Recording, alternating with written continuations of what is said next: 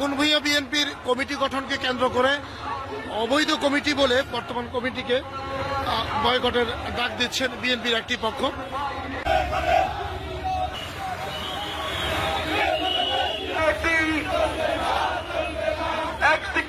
Committee বৈষম্যহীন পৌর committee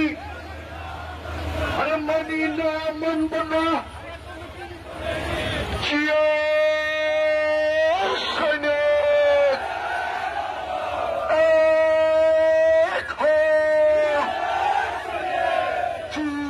সৈনিক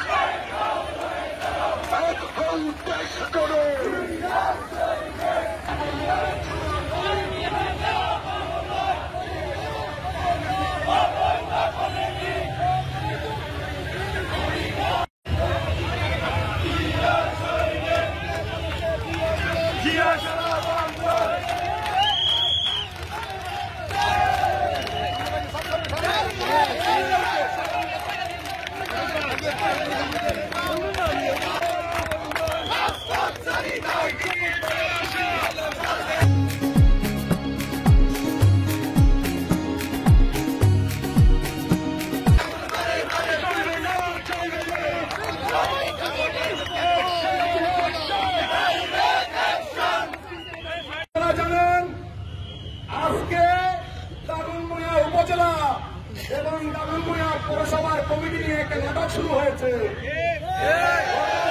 বছর দাগনভূঞার রাজপথে যারা ছিল না, যারা সাংসারিক দালালি করেছে, আওয়ামী লীগের ভোট নির্বাচনে বাস্তবায়ন করেছে, সেই সব তারা আজকে একটা কমিটি অনুমোদন করিয়েছে। সেই কমিটিতে একজন সাইন করেছে। আপনারা বলেন তো, একটা কমিটি সভাপতি সম্পাদক ছাড়া সম্পূর্ণ হয়?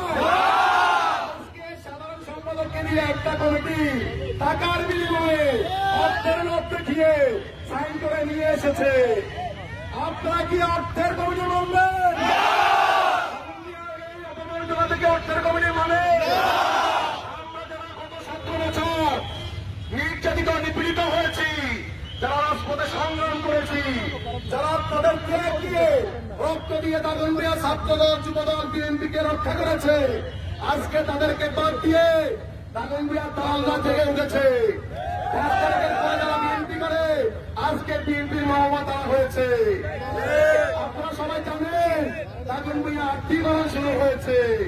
সালারা এখন নেতা, সালার বইরা এখন নেতৃত্ব দিচ্ছে।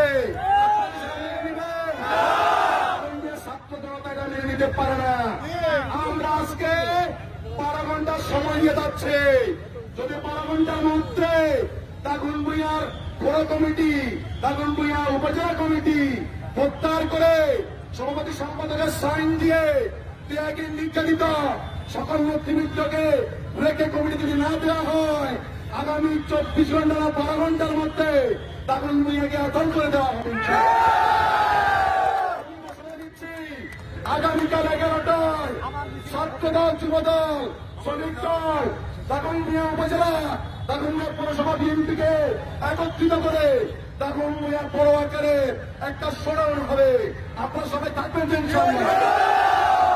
সকলের থেকে এই কমিটি যতক্ষণ পর্যন্ত প্রত্যাহার করে নতুন কমিটি অনুমোদন না করা হয়, যতক্ষণ এই কমিটি প্রত্যাহার করা না হয়, ততক্ষণ দাগনভূঞা আমরা অচল করে দেবো ইনশাল্লাহ।